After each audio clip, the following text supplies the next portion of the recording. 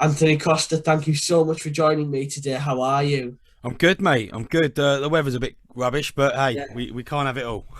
yeah, we certainly had it nice last week, but like I say, thank you so much for doing this. That's all right. The first thing I want to talk about today, Anthony, is how you got into music. What age and when did you decide and realize that it was a big passion for you and that it was what you wanted to do? I think I was a young age. I think I always was the person or the kid in family parties or people's parties. I was the one that used to just sing and dance and everything else, and that was it. And I just got the love for it, mate. I loved what I did. I thought this is what I want to do from a young age. I was always in school plays and musicals, and deep down I wanted to be a footballer, but that was never going to happen. So the next best thing for me was to do to be a singer and an actor, and I got my passion from going to different drama schools, drama classes, and that's how I learnt my trade. What were your musical influences at a young age who made you think that you want to be a singer? Yeah, I think for me, the musical influence is always what your mum and dad play in the car, Yeah, yeah, or in or at you around the house. And for me, a big influence was a guy called George Michael, who yeah. I grew up loving. I used to study him literally, how he used to hold a microphone, to how he sang a note, to how he pronounced words and stuff. And that's for me was he was my idol, and obviously he still is. But that's the person that really got me into singing for sure. Yeah, he was one of the greats. He was, mate. He And really was. and eventually you formed Blue, your band. How did this all come together with Uh, I meeting the rest of the Meeting the members? boys. For me, it was we met each other on the audition circuit. So you'd go there used to be a paper called The Stage, where it was out every Thursday, and we used to go and get it and circle around all the jobs that we wanted to go for, and that's how I met the boys. I met the boys on different boy band auditions. We got friendly there, and then I was going to give it up because I thought, I'm not getting anywhere in life. I was 17, and I went to meet Blues manager, who was to become Blues manager at the time, and he said, "Look, I'm putting a boy band together. Do you know anyone?" That's when I said, "Yeah, I know a guy called Duncan and another guy called Lee." And Lee was like, and then we formed Blue, and then Lee was like, "Look, there's a guy called Simon that's living with us," and Simon came, auditioned, and then that's how Blue was formed. But originally there was five people, and two of them, the record company weren't really feeling, so that's how Simon come into the band. And when that lineup had been fixed, you quickly started recording the first album, All Rise, where two of your debut singles, Too Close and If You Come Back, both peaked Yeah, at number one, and then the album eventually reaching there. How yeah, did it feel to have such success after just recently starting and getting number one yeah. singles, number one It was album? amazing. It was amazing because you found like all the hard work you'd done, Yeah, recorded and the blood, sweat, and tears getting the album done, and no one knowing who Blue were, and then you release your first single and it does okay, and then your second single goes to number one, and you just build from there, and it was just a fantastic achievement. It really was. It was just the best feeling in the world, knowing that a song that you've recorded or recorded and just had a hand in wanting it to be a single, it ends up being number one. because it's got to be just such an amazing feeling having that number one. Yeah, of course. I mean, as I said, it was just you never imagine that one of your songs that you're recording is going to Yeah. be number one. You just do it because it's your job, isn't it? You just think to yourself, "Yeah, this is a good song. Will it be a single? We don't know, but it did, and it became a really big hit for us in the UK and around Europe, and it just snowballed from there." And as you said as well, just so quickly after coming onto the scene, just getting them number ones when you're just making your name, you must have just felt amazing, like you've said. Oh, And completely. after all of that amazing success, you went on to release. Sorry seems to be the hardest word with a musical icon, Elton Yeah. John. How did that come together with meeting him? So we And finished our second album, and the record company were like, there's something missing. We need a cover, because on the first album, Too Close was a cover. One Love, we needed a cover on the One Love album, because we felt that was a good pattern. So the record company was like, look, let's bash our heads together, let's come up with some ideas. And Lee said, look, what about Sorry Seems to Be the Hardest Word by Elton John? It's not a massive hit for him. It was a hit, but it wasn't massive. And we were like, we don't know. I don't know if it's a great song, don't get me wrong, but will it fit in our album? Anyway, ended up recording it. Elton John heard it. His management heard it, and he was like, look, I would love to do a duet with the boys. Is it okay if I do it? And we were like, yeah, man, it's your tune. You do what you want. And that's how it came about. It was as simple as that. It was just an amazing feeling, because 2 years prior to that, or 18 months prior to that, no one had heard of Blue. And I know, just like you've said, just so quickly after making your name as well. What was it like just working with such a musical icon?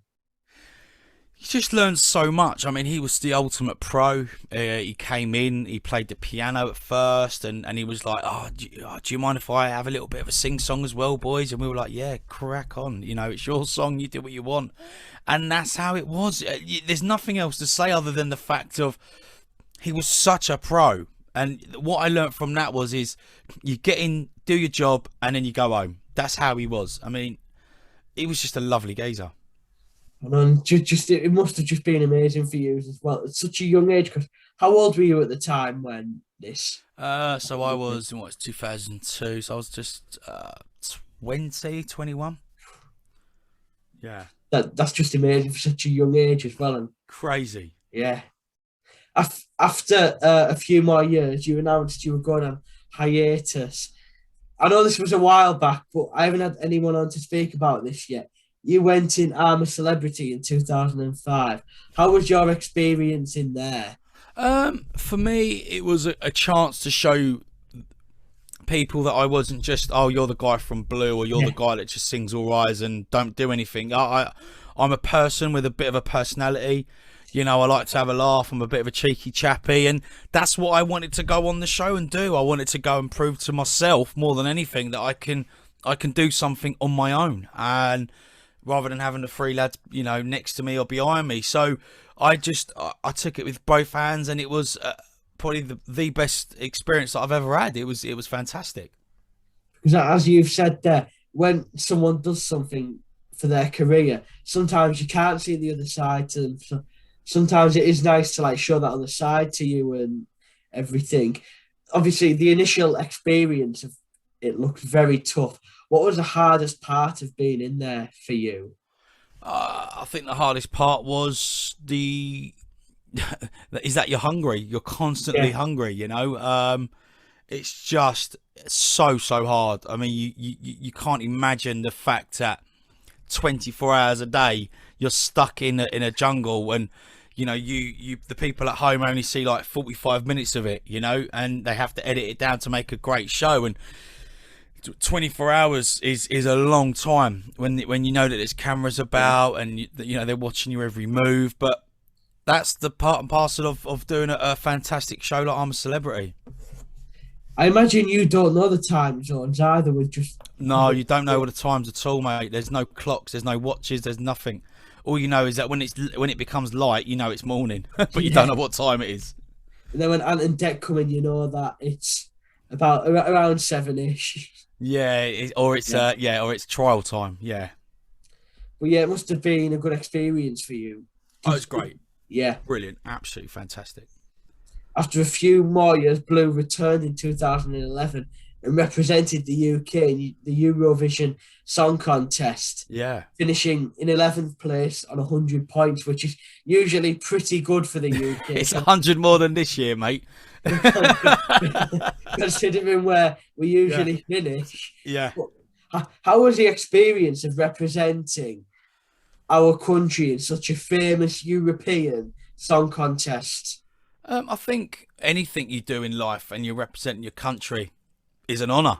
Whether you're a footballer or an athlete, a tennis player, or an actor, whatever, you know, anything that you're representing your country, you've got to grasp with both hands. And for me, it was a great experience because you it was the hardest work that I've ever done in being in a band, because you're constantly 11 hours a day, constantly interviews, photo shoots, going to parties, promoting, doing this, sound checks, doing that, rehearsals, X, Y, and Z. And it was constant, mate. I think it was the hardest work that I've ever done in 10 days. 10 days felt like 10 years.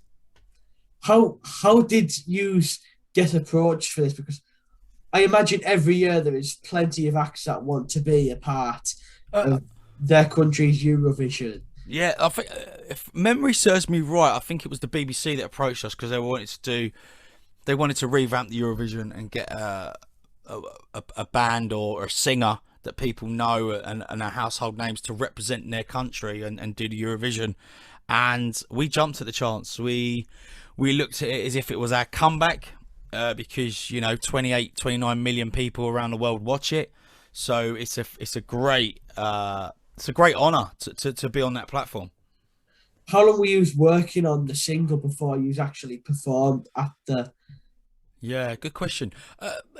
Again, about 2-3 months, because we recorded the single and then there was a lot of edits, and when you're doing the Eurovision, you've literally got, your song can't be more than 3 minutes. And it can't be 2 minutes 59, it has to be 3 minutes. So there was a lot of editing, a lot of taking bits out and putting other little bits in, and it was a mad process to get that 3 minutes of a song so people can go, oh yeah. But it was worth it in the end, because it must have been just another brilliant experience. Because it really was, mate. It's such a big event worldwide, and to play in it must have been brilliant for you. Yeah, it really was. It was brilliant.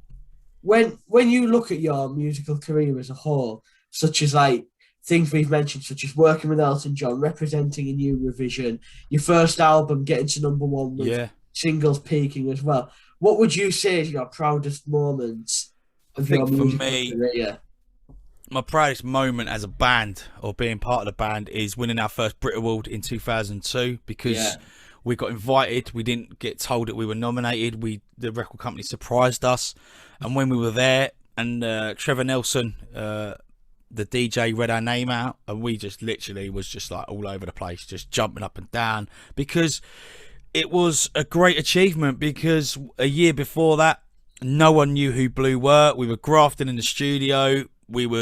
It was a touch and go whether it was going to work or not, because you're not guaranteed success. So to get that first Brit Award, Best Newcomer, was just the icing on the cake. It was the best feeling, mate. How do you feel days after winning a Brit Award? How long does the feeling stay with you? Do you think, wow, I've won this Brit Award? Still to this day, mate. You know, I've got it in my garage, the award, and when people come round, they're like, oh my god, you got a Brit Award, and you're like, oh yeah, I have. You know, it's just, but still to this day, it's an achievement. It's one of the best.